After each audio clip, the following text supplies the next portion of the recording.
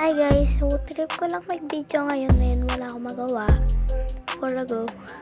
So, sana comment pa kayo sa reading ang comment ko. Yung ng ano ko, alam mo yun na yan eh. At kilalain niyo yung class ko, diba? Si Jake, ito yung TikTok na. Basta kilalain niyo yung totoo, papakita ko sa inyo. And by the way, wait lang. May nakita akong isang dito. And comment, crush daw ako ni Jake. Posible yun, gumagawa kayo ng kwento. Hindi pa nga ako napapansin ni Jake eh. O yan si Jake ko.